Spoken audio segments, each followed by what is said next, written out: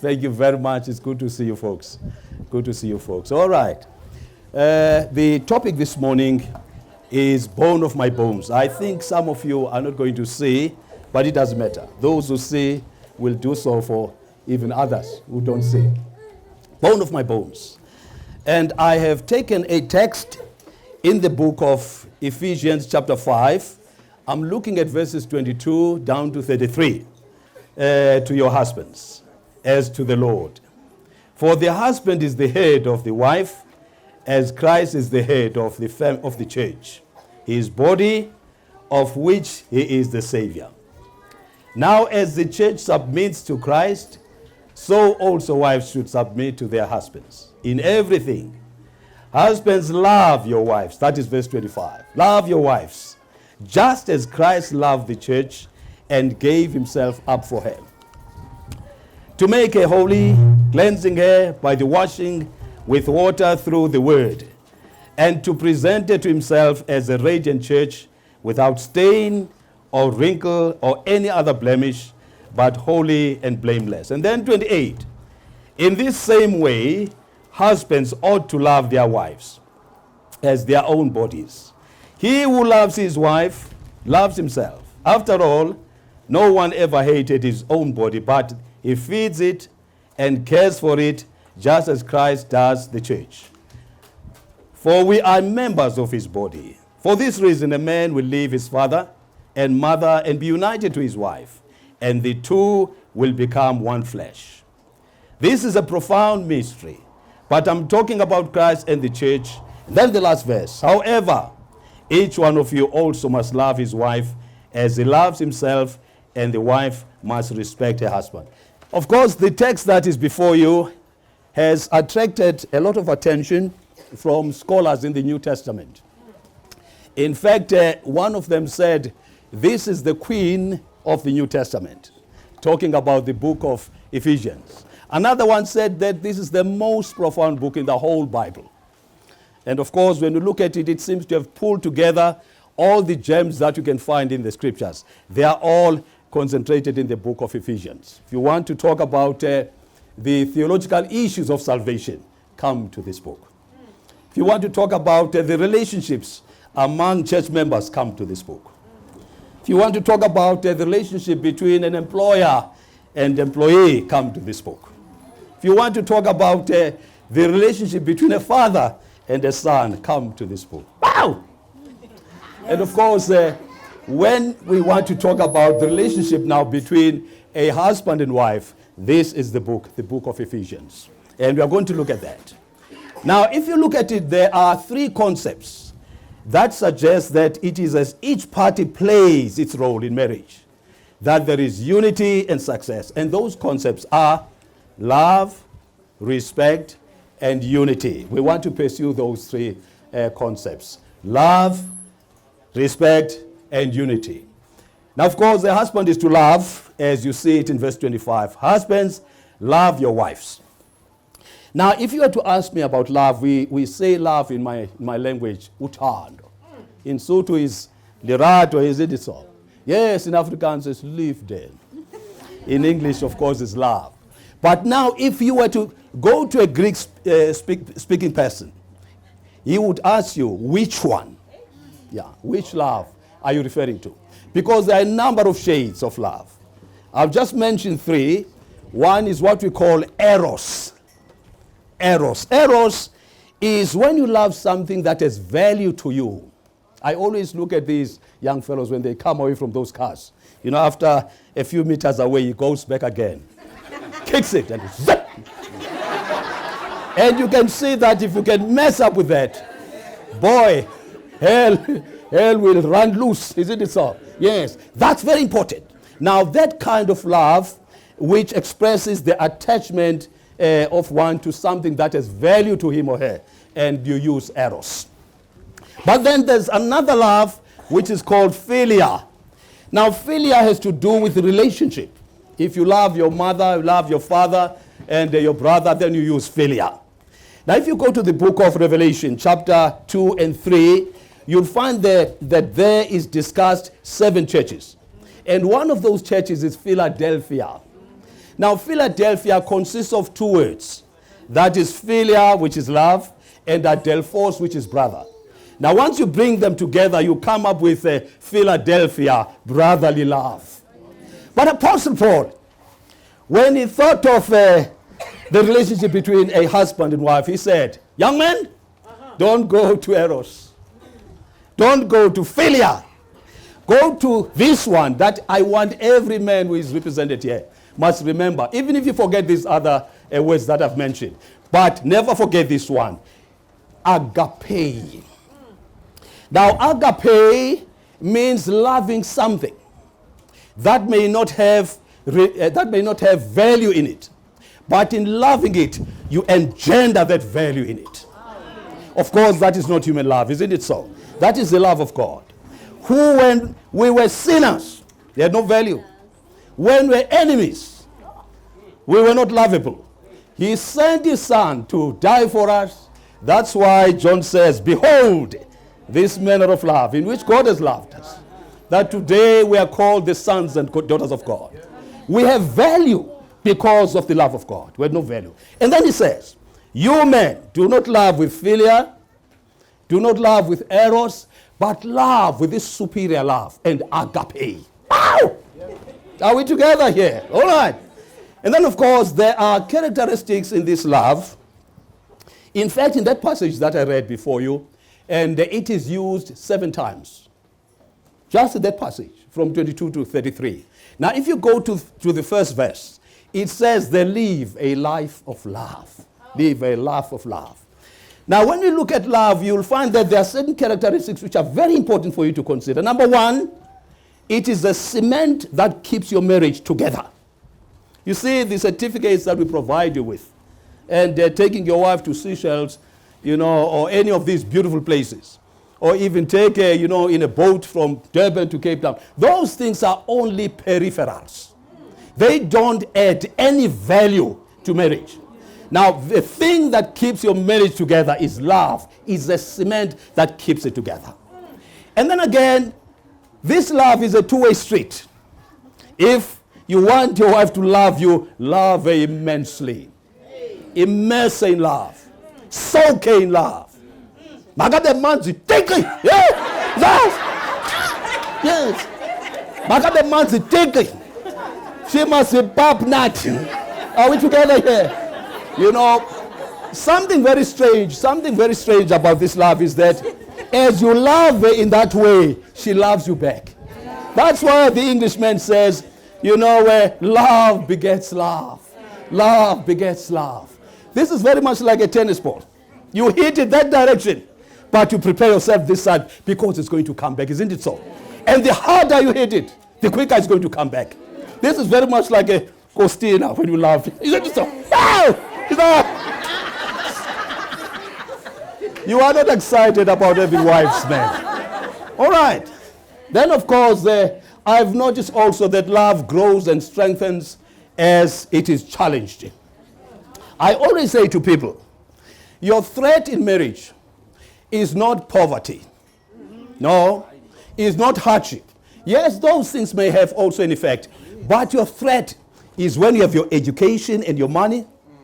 You have your education and your money, you don't need each other. Many marriages, that's my philosophy, are kept together only by sex. Because even if you have money, you have your education, but God has made it in such a way that you will need your wife in order for you to have it. And she will need you in order to have it. It's not an empty cup that we have a problem in handling, but it is the one that is full to the brim. I've noticed in my experience that people who get divorced are people who are at the peak, in having the things of this life. Now, if you look at the story of Abraham and Lot, they were driven out of Canaan to Egypt. It was the time of drought and famine. And at that time, they cleaved like this. Yeah. As they traveled to Egypt.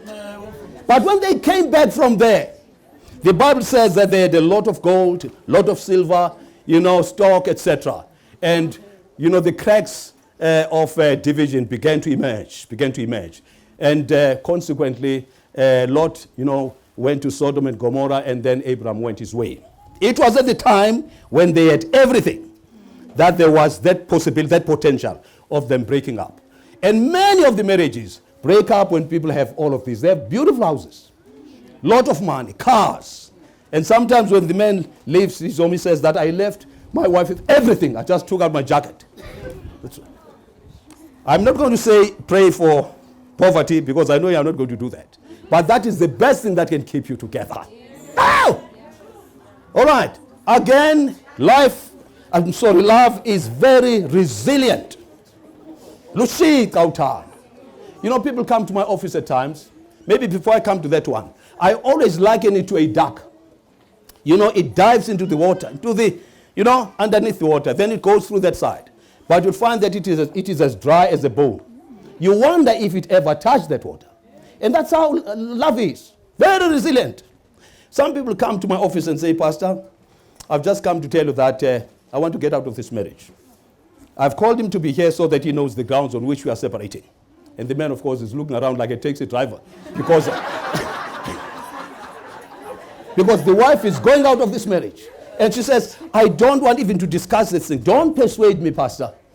I'm done. And I know that as she bashes, my sofa saying that I'm done, that is the time when she loves him so much. If it's on a Sunday, I always send them away and say, you come on Wednesday. I'm doing it deliberately because I want to give them a chance to reflect on what they are deciding on. And I have had these problems in my office, people coming with that. One time, that was 2007, I married about 14 couples. And 2 of them were people who had been divorced or were divorced. And they gave, a chance to their marriage again, and they came together. Now, they were discussing in my office. The lady says, Mfundisi, what was strange, at a time when my husband and I were divorced, we worshipped in the same church. They were Adventists. We worshipped in the same church. When he came in the morning, to the Sabbath school, I would look at him. She would not even enjoy the church. She's worried about the shirt that this man is wearing. Now, whether he comes in a vest, who cares? But love is not like that. This person you've divorced and yet you worry as to why he's coming to church with that shirt. And the gentleman, in another marriage said to me, Mfundisi, when the time of settlement came and were given, whatever were given, I was given a house. I declined to take it because I said, I cannot stay in a house when my wife and children are outside. I said to myself, whether she stays in a shack, who cares? But divorce does not extinguish love. No, it doesn't. In fact, just about 3 months ago, I married or remarried people who had been divorced for something like 3, 4, 5 years. These are prominent people in my society. Now, what really happened, they decided to come together, and the wife related to me what was happening when they were sort of divorced. She says that the man would come to collect, the few belongings that were left at home. He was staying with somebody, at another place. But when he came out, there would just be smoke behind. And the wife would stand there and say, gosh, is this really my husband? Because it seemed to be crushing my soul as it disappeared that side. Now I asked the man, how did you feel at those moments when you came and took your things and just leave your wife like that? He said, Mfundisi, I was confused. Actually, my even coming to pick up those things, I just wanted to see my wife. Yes, wanted to see my wife. And when I drove this car in that manner, it was ready to get rid of these memories, this reality. But eventually, I was defeated. I'm here. And they were holding each other like this. You see, love is resilient. Does not die easily. There's a text that I did not understand for a while, and that is in the book of Corinthians. That is chapter 13. Now, Corinthians chapter 13 deals with love, isn't it so? And when you come to verse 8, it says there in English, love does not fail. And of course, in Xhosa it says, uthando aluchichi. But I think both of them do not give the true interpretation of the Greek word that is there. Because that Greek word says, love does not die. Are we together here? It does not become null and void. That's how he put it. And of course, I can attest to that. Way back in 1972, of course, I don't want to say that many were not yet born. I was in Uppington, a pastor there. And I used to visit, homes because I was young and I liked visiting. And of course, I used to visit them across the denominational attachments. Didn't care whether this was an Anglican and a Methodist. And of course, Uppington at the time was still relatively small. And I came to a home where there was an old man who had one eye. And he told me that this eye had been gouged by inmates in jail. As we were talking, I noticed that there was a bed which was against the wall, because this was a formed house. And there was somebody seated there who seemed emotionless, looking that direction, and seemed oblivious to what was happening in the house. We were talking and laughing, and this man noticed that my attention was captured by this figure there. And he said, "Mngqibisa, this is my wife. He's paralyzed." And she had a stroke, and he mentioned the year. And when she wakes up in the morning, I wake her up, feed her, clothe her, wash her. And these people were living on repairing old primer stoves. There were few that were scattered, on the floor. Now, what this man would do, he would go out there to collect this primer stove and then repair them and take them back again. When he's away, he would call a child from outside. "You come in and take care of Makul until I come back." And when he comes back, he would pay this child, and then you come back tomorrow and do the same thing. And this was happening for a number of years. And I sat there stunned because of the commitment of this man to his wife. I do not know, and I'm talking here to young fellows because I noticed that this church is young, and there are young couples. Let me say this to you. Life is very strange, very strange. It can alter, your situation. You look very beautiful today. And I could see even that lady, there were signs that she was once beautiful. And that beauty that had attracted this man did not change because of, this disfigured person before him. And I do not know what's going to happen to you. When you get married, you don't think of this. All you look at is what's happening now. About 3 years ago, I had a wedding in Queenstown. And there was a gentleman there who was actually organizing the whole thing. I'm sure you'll remember this gentleman. Was organizing the whole thing. And he was moving up and down. He had everything right here. And I went back again just in December, just last year. Lo and behold, somebody came in pushing a wheelchair. And on this wheelchair was this gentleman, amputated both legs.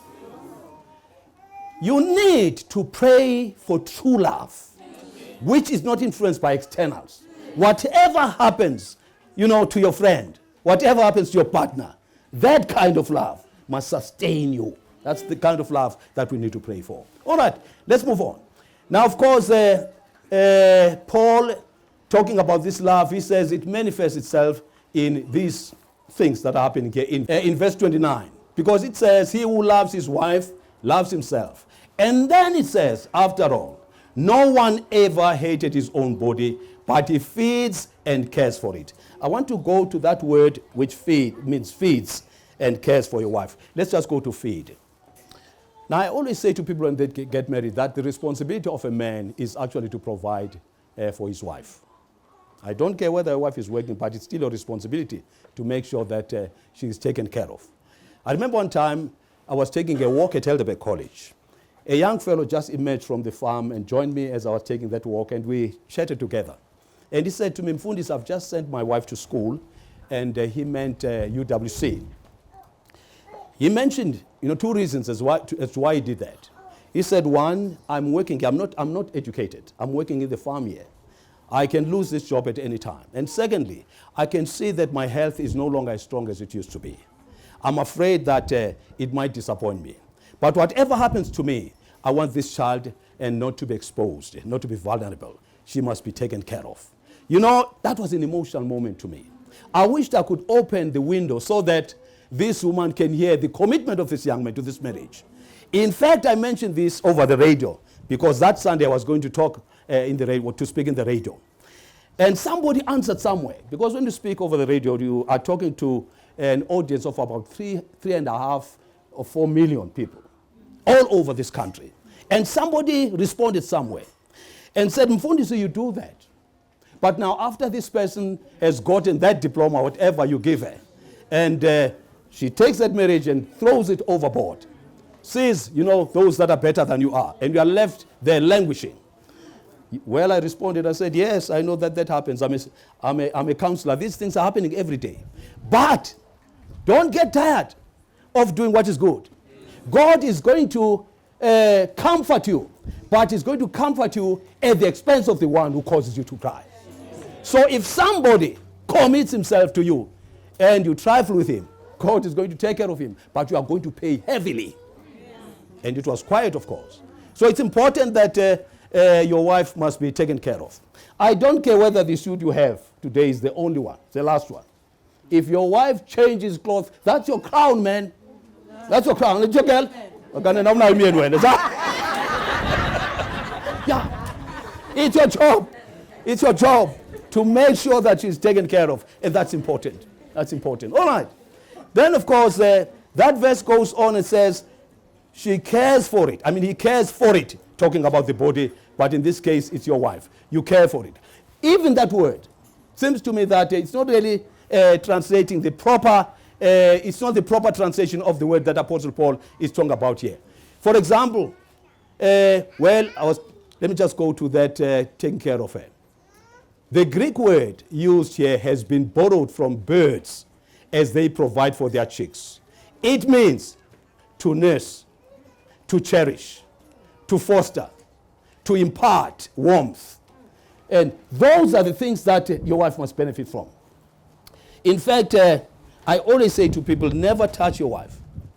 And there's a lot of physical abuse that is taking place in South Africa. And I think I mentioned, some of them during the week as we're talking. Never touch your wife. I always say to people, it is not just, but it is actually the humiliation. You can imagine. Do you speak closer? Yeah. Oh, you are devout. Yes, I am happy about that. Yeah, you can imagine. One time this happened. This is a couple that I just married. In fact, I had not even submitted their documents to Home Affairs, and they went to wash their car. Apparently, the wife was playing. They should always play with their phones, and this man, was upset with this. And then he trampled on her. Now, you can think there were people watching this thing. And this was a professional. She said to herself, if marriage is like this, no more. She woke up there. She did not even go, to divorce. Because even the books had not yet been submitted. To Home Affairs. I still have those books in my office. Yeah. Now, of course, I must admit, there comes a time when you feel that we are a dinga, no kinkunze mpama. Lo.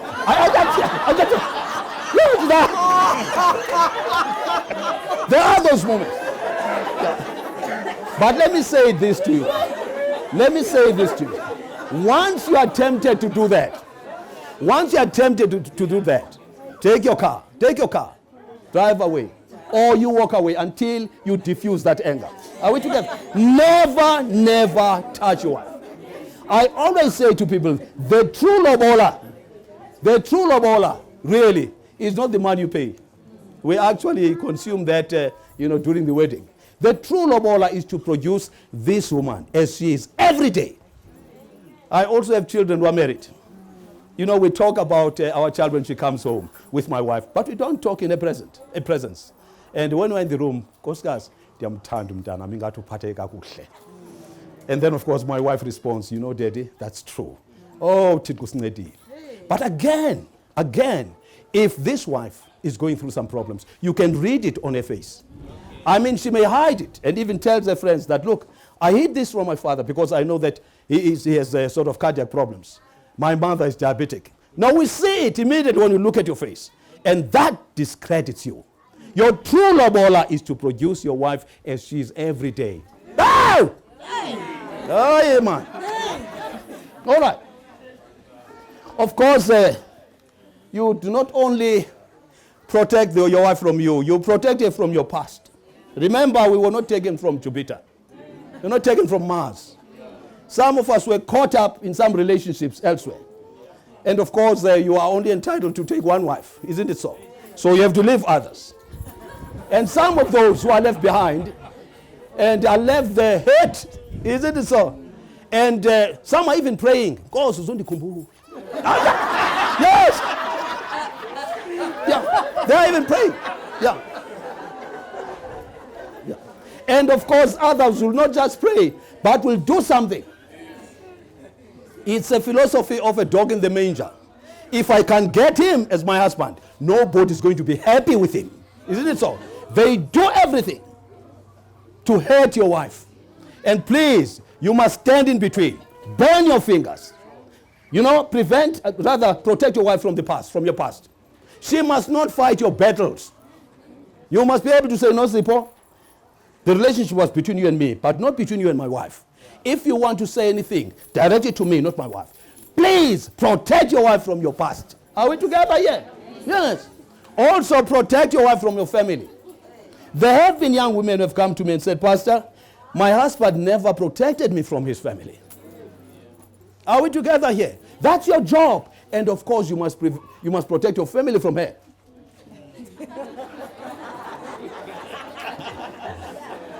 Are we together here? Because some of these women are not always good. Yeah. Not always good. Stand in between. Okay? First, I'm going to say, bang your fingers, both sides. Don't just stand and watch, while there's battle waging. Don't do that. Don't do that. All right. Again, you must protect your wife from the diseases. And this, to me, is the most harmful thing that is happening today. One time, I had just finished a seminar somewhere in the Transkei. And I received a phone call. In fact, I was on my way home. I received a phone call from a lady. And she said, Mfundisi, I was at this seminar. And I wanted to talk to you, but I couldn't get the chance. There were so many people scrambling to talk to you. But I just wanted to sort of share with you and the report that I've received. Report of HIV/AIDS and AIDS. And then she said to me, you know my husband. He is one of the leaders in the church, young leaders in the church. He has never been faithful since he came into this marriage. And I knew that this day would come, and it has come. That was the first one. The second one was an old lady. I was in Cape Town, and she phoned me from outside Cape Town. And she said to me, Mfundisi, are you alone there? I said, yes, I am. She said, I wanted to share with you the report of HIV and AIDS. In fact, she put it in Xhosa, in Ulas. My husband is a senior man in the church, one of the leaders. I'm talking of the church. He has never been faithful for many years. And I anticipated that this moment would come. And it has really come. And I could hear her sobbing on the other side. But I think the worst of these three was that of a young lady who was between 35 and 38. And she was sitting just across me and in my office. And she said, Mfundisi, I have 2 diseases in my body. Very serious diseases. I'm not going to mention them. And then she said, my husband is sleeping with every woman that he finds in the street. And I don't mind, I wish he could come and just say, I apologize, I'm sorry, because he can't change me now. Brethren, I must appeal to you. Save yourselves and also save these children. In fact, I'm going to be talking this afternoon about infidelity. Because to me, that is the problem that is facing our church today. Yeah. All right, we're talking about protect your family. Protect your family. All right. Then, of course, we go to that word that I said is the second one, and that is respect. It is the wife that is to respect. And the wife must respect her husband. That is verse 33. I have found that invariably when I ask men as to what it is that they want, their wives to know that they love and with passion, invariably they will always, massage their stomach. Yeah. Mfundisi, I wanted to know that she must know that I love my stomach. Yeah, that is the first one. The second one, I love respect. And I do not know whether it's just a coincidence, because the Bible, when she talks about the role of a woman in marriage, she'll talk about, it talks about her being loyal to the husband, respectful to the husband.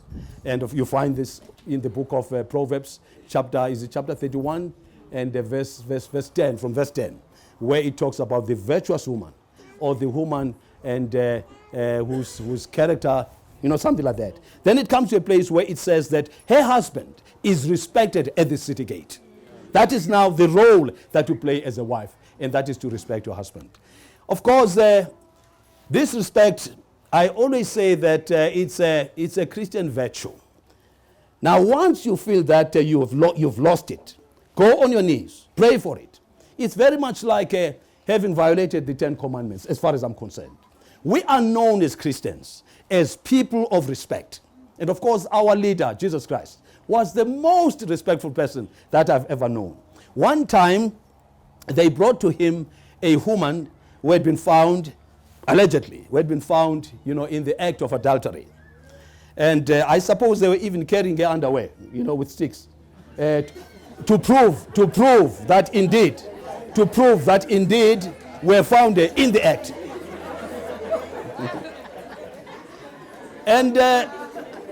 And when Christ responded to this, of course, he said what he said, but he ended with the words, "Woman, where are your accusers?"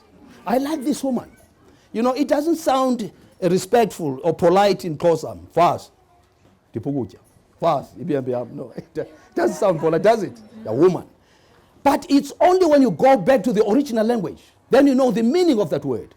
Actually, the word that they've used in Greek, because the Bible was written in Greek, all what we have in our hands are merely translations. And they've used a word there, gunai. Now, gunai means woman, but it also means lady, madam. It's the same title that Christ used when he was addressing his mother. Yeah, on that day when he changed the water into wine. Isn't it so? Woman, that is lady, madam. The person who was humiliated, was being dragged to Christ, was still lady, madam. I think that's very important to you men. Very important. You need, women, you need to be respectful. And of course, the respect is contagious. If one of us could yawn here in this room, we'll find ourselves also yawning. Oh, I don't know how it happens. And that's how respect is. You don't even need to sit your children down and say, my children, this is how respect is shown. 1, 2, 3. You don't need that. Just show it to each other in the home. They pick it up. And I always have children who come to my office for counseling, those who plan to get married. I always ask them, tell me, girl, which marriage do you remember that has influenced you and to also take this decision? They'll also say, it is the marriage of my mother and dad. There's a young man, and is the son to Pastor Masitise. You know Masitise, don't you? In Lesotho. That's right.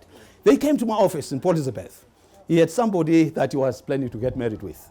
And I asked him this question. The young man said, Mfundisi, mchato katata no mama.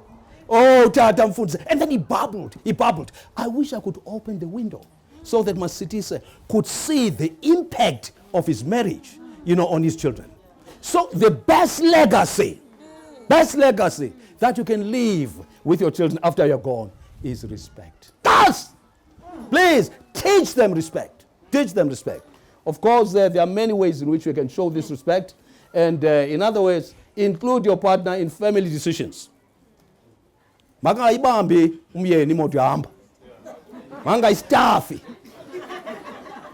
other words, he must be included in the decisions.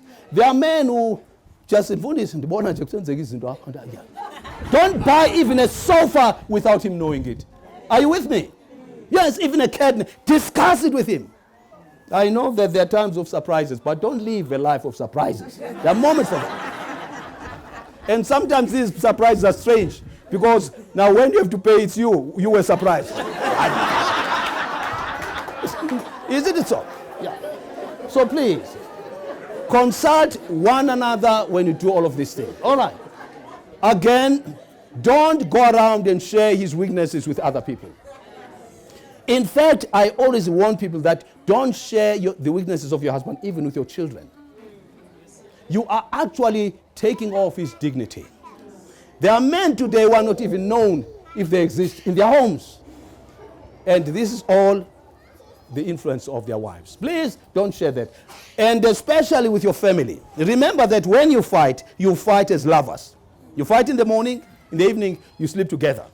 But the people, that you tell, about the weaknesses of your husband, keep those things. They continue the fight even when it has ended. They even remind you, so please, don't do that. Close the door Close the door, cry if you have to cry, chase one another with chairs, and then find the solution. Find the solution together. Don't take the weaknesses of your husband around. In fact, I always say also to men, don't take your wife's weaknesses, around. Hey, I wish we could talk more about this thing. We're talking about respect. Now, of course, there is the third word, which we said it's unity. Husband and wife should unite. Verse 32 says, for this reason a man will leave his father and mother and be united to his wife, and the two will become one flesh. All right. Now, when we talk about unity in marriage, Apostle Paul says it's a mystery. You must unite around all areas of marriage life. For example, you must share the same vision. There are people who have different visions. Man is going one direction, the wife is going another direction, or one of them does not have a vision at all. I remember one time, I was invited one time to a place where the wife said, there are two issues that we want you to discuss in Fundis. They flew me from home to that place. We started around 8 in the evening, and we ended about 2:30 in the morning, and I was going to fly back. Now, the issues were two. I'm not going to mention the first one, but the second one had to do with the vision, had to do with the planning of the marriage. Now, the woman happened to be in management. Of course, people who are in management will know about strategic plans, etc., etc. And they want to see as to where that company, for example, in 3 years or 5 years would be. But, of course, the man didn't know anything about this thing. He was a teacher. I think the best plan he knew was the lesson plan. And we had to explain, this thing. Yeah.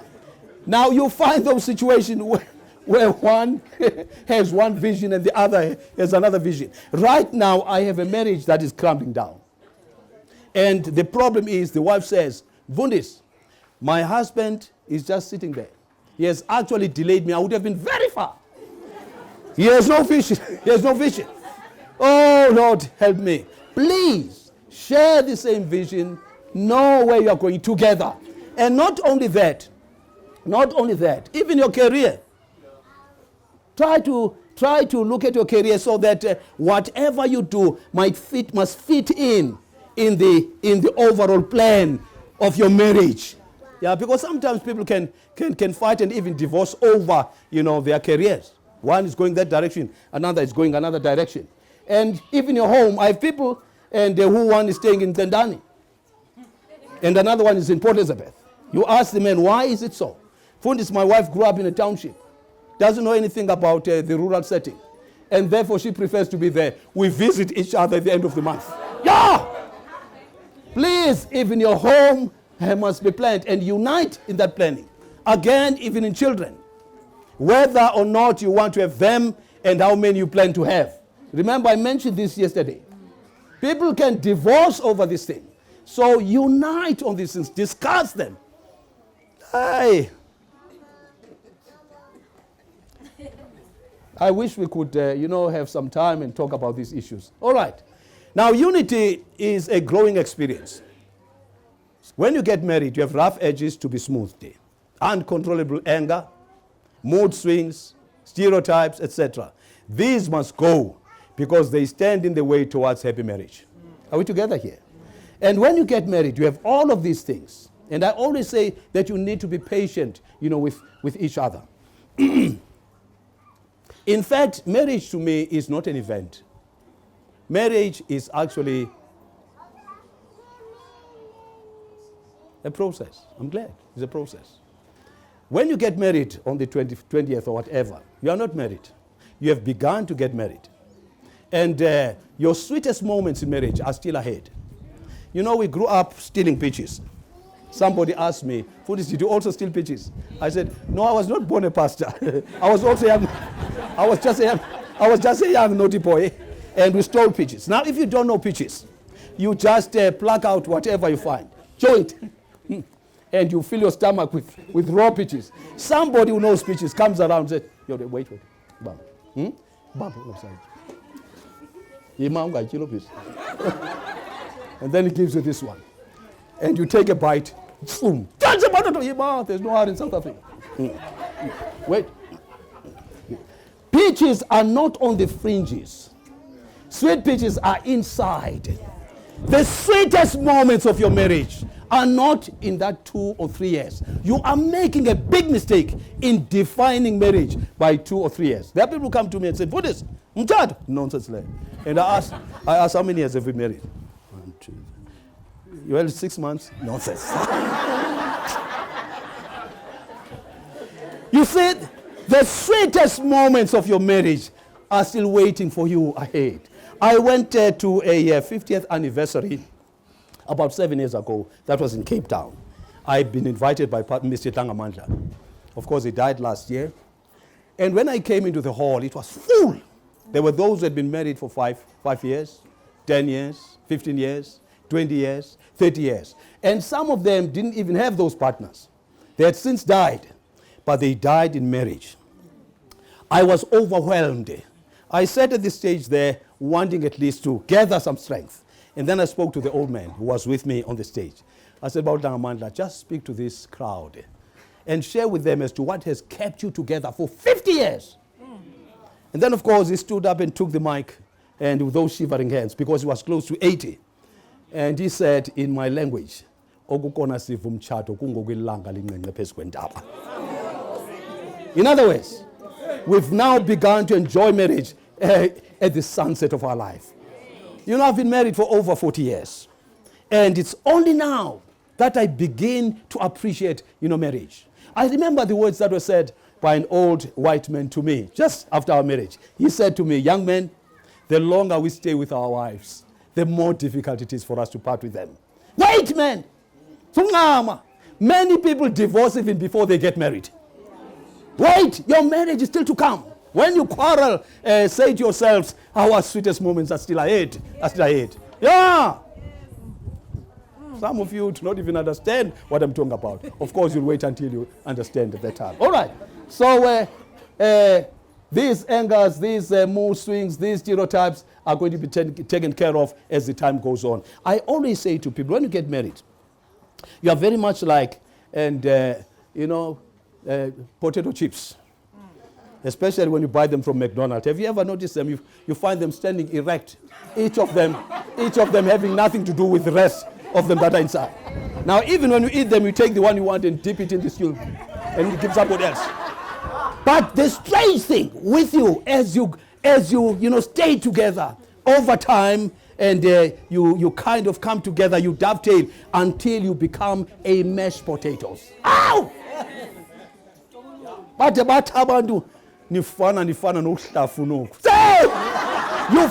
observed each other for so long that there's a change that takes place in you. Wait for those moments, man. Hey. All right. Okay. We are talking about unity. Of course, when we are talking about this unity, and in this growth, there are lessons that are learned. I always liken this process to that of an onion. Have you ever looked at an onion? Remove one leaf. You still have many to deal with. Remove one leaf. There are always new lessons to learn in marriage. Learn about marriage itself and learn about, you each other. And there are strange things that are happening. In fact, you never exhaust this. I think that's what Ellen G. White is saying, that marriage is like a school where you never graduate. There are always new lessons you learn. Oh, of course. I wish that God would help you in this. All right.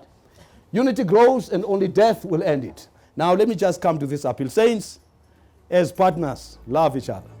Respect each other. Stand together in unity. Success and happiness in your marriage relationship will have no bounds. Thixo andisikelele. Nkosi ndisikelele. Masiyeke sinyuke mntana. Nkosi.